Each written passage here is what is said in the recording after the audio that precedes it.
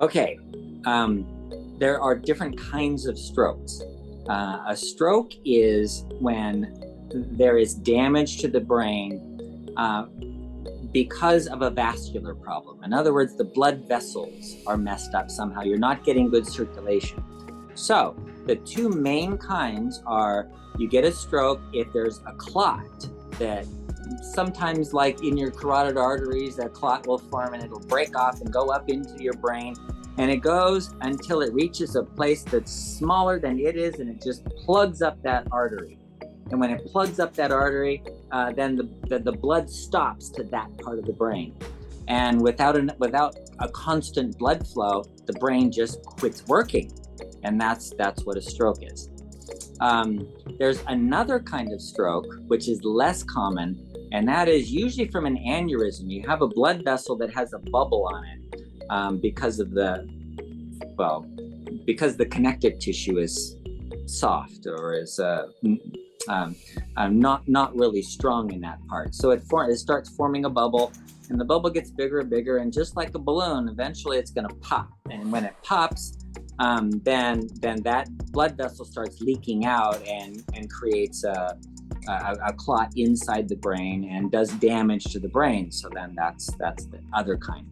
If it's a large aneurysm, they can cause death. If it's a large embolism, then that can cause death too. So sometimes people die from strokes because the brain quits working. Or if it's in a place that's really important. So people have strokes in the pons or the brainstem, and the brainstem is controlling breathing and heart rate and all that. And so if that gets blocked up, you completely lose control, and you can die from that, even a small stroke if it's in the right spot. Other strokes, there are a lot of teeny strokes that people don't even know they have. So we'll do MRI scans on people. Someone will come in with, you know what, I'm feeling weaker than usual, and I don't know why. There's nothing really bad, just I don't know, a little different. And so you do an MRI scan and you find tons of little teeny strokes all over the place. And they call it, there's something called multi-infarct dementia. And that is where you get multiple little teeny strokes. Why does that happen? Well, little teeny clots are forming in your blood vessels. They're not supposed to, but they can happen. And if they do, think about this, 20% of the blood that comes out of your heart, that's being pumped out of your heart, is going to your brain. So if those clots that are being formed go through your heart, if they end up in your brain, then you're going to have a little teeny stroke, and you may not even notice it. In fact, it's surprising how much brain can be lost before somebody actually notices. There was one case of a child that had hydrocephalus. It was a baby with hydrocephalus.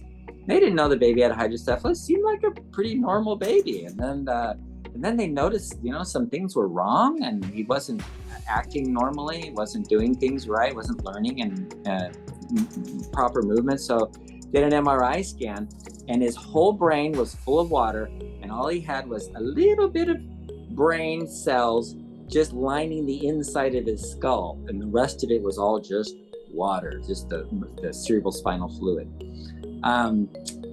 It's just surprising how much brain can be lost before people notice it. Now, if you have these little teeny clots and they go somewhere else in your body, if they go into your liver, who cares? The liver doesn't care. It's not going to make any difference at all.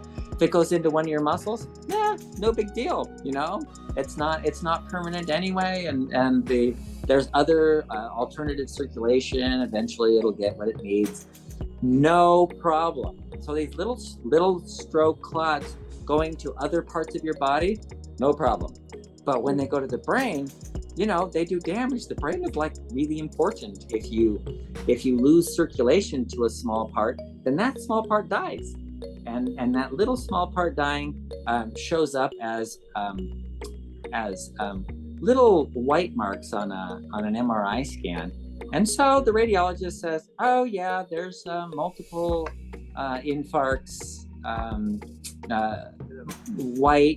white matter vessel disease, they often call it on the MRI. and all that blood vessel, what all that means is there's the small blood vessels aren't working either from little clots. And that brings us to the third kind of stroke, and that is the blood vessels aren't working properly.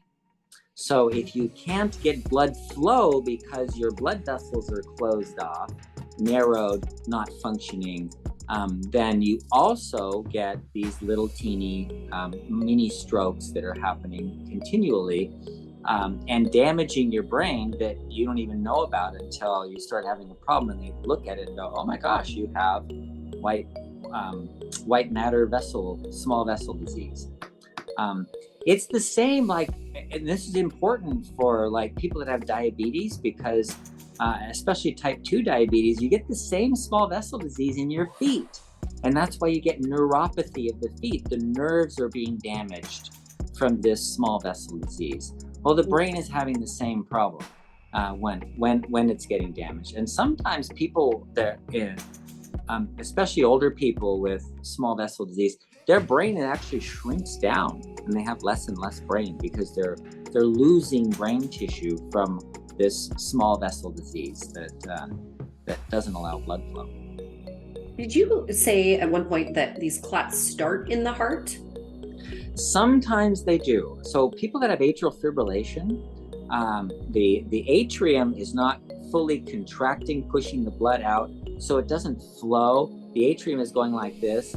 And so the blood is just kind of circulating around in there. Yeah, there's blood flowing through the atrium into the ventricle, but it's not pushing the blood out. So this blood that's kind of just circulating around in there starts forming little teeny clots, and then eventually that'll go down through, and then 20% of all that blood is going to the brain. So if they end up in the brain, then they clot. So yes, it can come from the heart, but it doesn't always come from the heart. But yes, that's one of the possibilities.